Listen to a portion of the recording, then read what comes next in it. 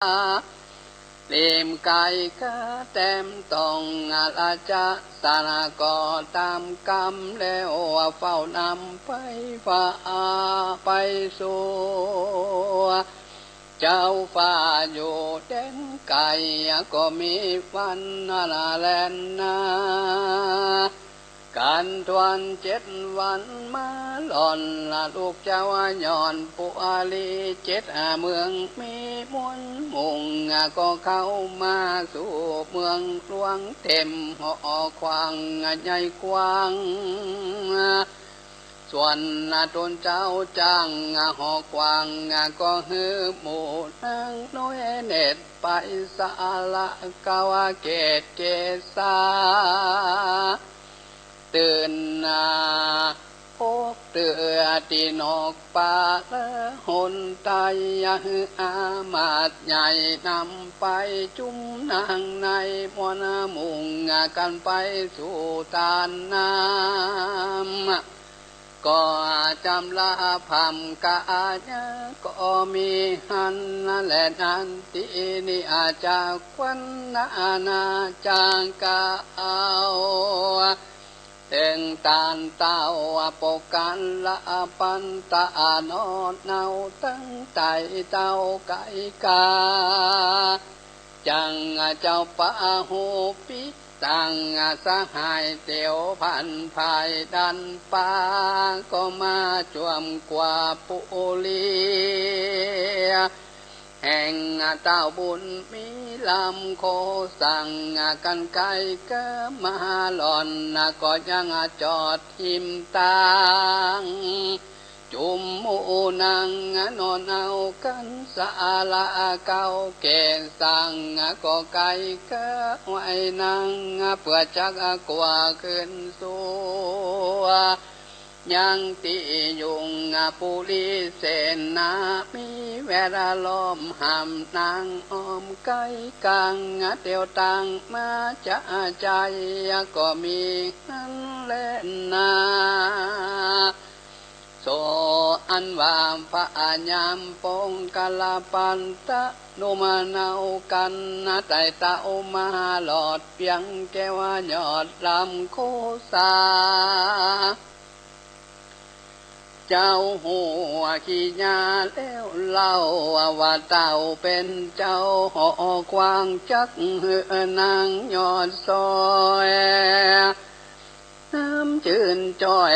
จิงลำมาจำละพามกาญาจักผ่านมาตั้งนี้บอกอะไรตั้งใด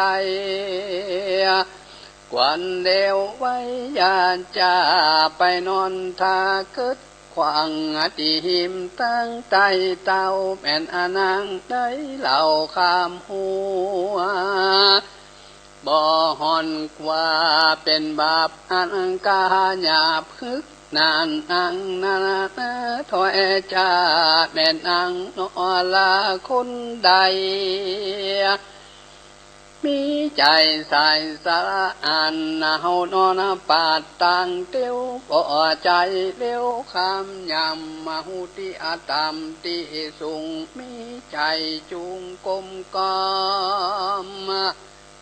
หูนบน้อมวันตานังนันนาภาเส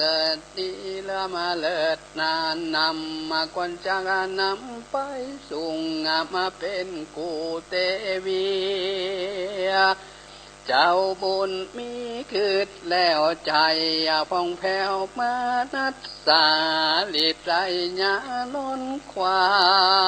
งที่จิ้มข้างกองต่างก็มีหันเล่นนาตันตาในกาลนั้นใส่เส้นนาใหญ่ไหลลำปังกะละหามนาดลูกเต้าลาดรำโคสาเจนคนมาจันใจหลอดเจ้านอทายนอนควางจุ่มโมนางนอเนา6 คนเหล่ามาก่อน ปากันสอนเล่งหันตังปากันกะจีว่าเป็นภายอันนี้ตาบอนบ่หัวหอนตังเตียวสั่งมาเร็วใบบางบ่หูกาคาเป็นอภัยบ่หลีกไปแล้วสนจักมีโตดถึงตายเอาตั้งหลายมวลหมู่จักฟังเข้าสู่วิวางและนาตีนั้นเจ้าปกกันลาปัดขวดหูเต่าดักยุงได้นั่งตั้งได้ใหญ่น้อยจริงก็ถอยจะทำซึ่งแต่นั้นลำมานุ่มเท่าเมื่อว่าภัยนั้นละว่านอนกว้างอันเป็นตังเทวตายเสนาใหญ่ตังตากองไข่ขี้ยังกะอูว่าคนนอนอยู่กลางตังจักเป็นพี่สร้างคนบ้าหรือคนตามจาตุดเฮือนมือตุดเฮือนมือยิกเปื้อนของอขางอคนขี้ของคำเจ้านั่งนอนเนาตั้งหกก็เจียแจงตุกกำไปว่าสู่จุงไว้ลิกเล่นหำมาลิกเวนาบัดเดียวเสนาเดียวบ่จากะตำดังว่าใครปันเข้าปังกันห้ามลิกเปื่อเป็นปีกาเปลวไฟกันเข้าห้ามไปตั้งใดนั้นใสเจ้าหนอทายปองกะลาปัดตรงก็เป็นหัวไปก็เป็นหัวไปตั้งนั้นอายุหันหลายหนนางตามนผู้ปิงหันแจ้งทิ้งทนัดตังนางโกทะโกละไม่อดบ่ได้เหลือแห้งจริงจี้แจงกำไปว่าจักเป็นผู้ใดก็แล้วว่าเฮาเป็นลูกเต้าแก้วหอจันจุงปากันคำยำมาตินตั้งหัวมันพามาเฟลไว้เสงนาไหนบนหมู่อันห้ามนางอยู่เป็นสายก็ปังกันกายยับคำมาบอกกันคำเก่งกว่าห้ามนางคำว่าบัดเดียวแล้วรีบเร็วไปสู่ยังที่อยู่หอควังส่วนตนนั่งรอลางามเงื่อนฟ้าตุละจิตตาอันเป็นลางเชที่ดังน้อยแห่งเต้ายอดซอยลำโคสาการนางมาลอดแล้วว่าที่เจ้าหนอแก้วนอนยุงนางกินกูเล่งหันรีบไข่ปันโอกาสเสนาอันลายลำว่าอย่าได้ห้ามตัวข้าไปนาเป็นหมายคำยังใจผู้นี้จุงยังเตียลอลาจุมเสนังนุ่มเท้าฟังนังนอเนาจะใครเข้าป่าลัดใจลายลากใจหนึ่งหากยิ่งกวางเต้าเนื้อหัวคิ้วคนได้สายตดถึงตายจริงจะไม่ก้าวถอย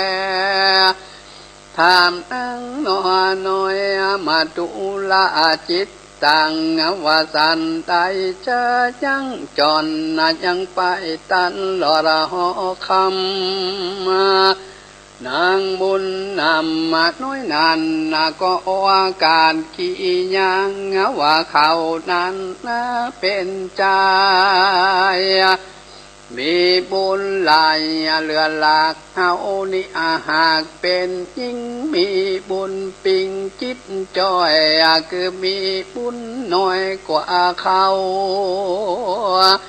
บอกวันเฮาหากามหัว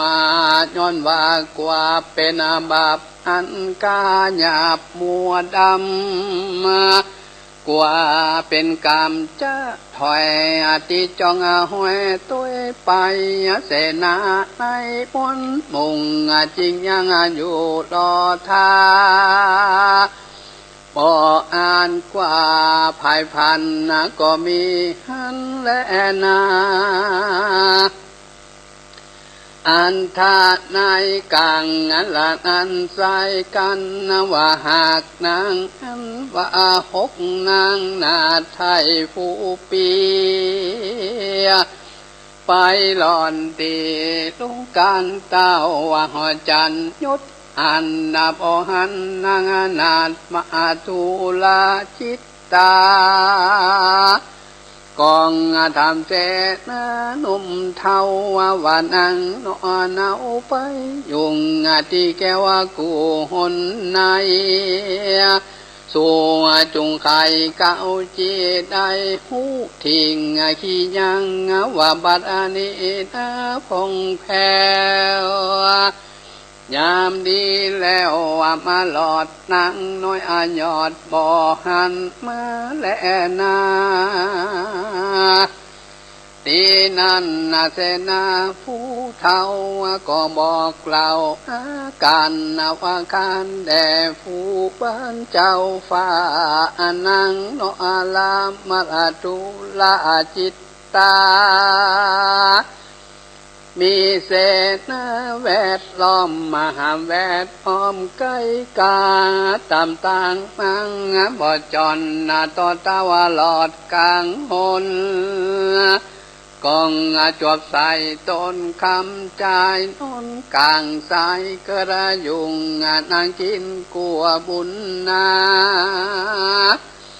ก็ไข่ขี้ยามขันบ่ฮือยาบาดคำหัวย้อนนางยิ่งกว่าบาปกาจริงยังทาโลลังบ่อันมังเขาสุงวิวากูจอมกันตาว่าหอจันยศอาณาจินโอกาสจะใครจริงจากรรมไปลงดังว่าอีพี่เสือเป็นดังหรือเจนลำมามึงสั่งบ่ยำหัวมันได้มาตันยำจงกาลาโยกมุดใสหรือมึงมีใจพี่ยางกับอาจารย์นั้นขี้ตุนเป็นหุดหูดมือคอกูขอปอไปนางอย่าลองกูว่าปอมึงอีตึงตึงใบบางตนเจ้าฟ้าเก่าแล้วก็เฮือเสงแก้วไปสู่ยังที่อยู่มันตุลาจิตตาก็มีหันเล่นนาตันตาในกังลานันใสเต้ายุดใหญ่ลำโคสั่งก็หือนางละจาติตาตั้งหมู่คืนนั่งสูงตันแก้วน้ำเลือดแล้วจังคันเจ้ากุมันตั้งหกมันนั่งตกสองนาตีนังโนลานังยงนังเป็นกู้ภัยมันเจ้าหอจันตันเต้าปันปอนเก่าไข่คานว่าหึงยุงเจยปันข้ามาเจ้าอย่าทรงเศร้ากันได้โลกาภัยพะยันอย่ามาปาดในตน สามป่ากังปุนน้อยใหญ่ใหญ่ยามาไกอินสีเจ้าปุลิงกาวแล้วอามันแก้วตั้งหลายต่างมาย้ายมังเจ้าไหลกันเข้าถวายปอนนะก็มีหันเล่นนาตีนี้จากวันนานาจาเหล่าถึงนางเนามาตุละจินต่างกันว่าเสนาบนหมู่มาหล่อสู่นังนันก็อากาศไข่ปันว่าเต้าหอจันผู้เป็นพ่อนางน้อยหนอขึ้นหลังไปหายังพ่อแม่อันอยู่แต่กองห่างแม่รอละเนินจ้า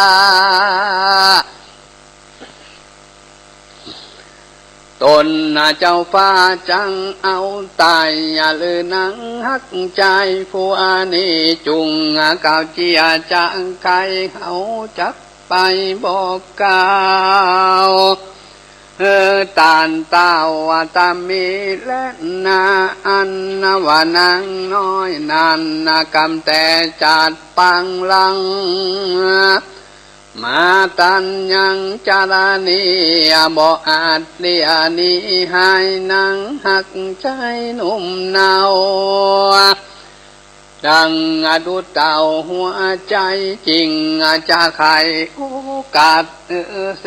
นาอาจลายลามได้หัวความทนทีบ่มีเตียสังกาจุมเสนาหนุ่มอาเทาก่อนโยกานังโนอาเนาบุญภายยุงกับใจจังอาณาแล้วปังกันกว่าคืนสู่ยังติอยู่หอจันรีบไข่ปันโอกันบอกตาวลาดตามมีเจ้าปุริยศใหญ่หูแจ้งไข่อาการก่อไข่คันเก่าถอยดังงานอังน้อยนันนาว่ากูเลี้ยงมาเสียเขา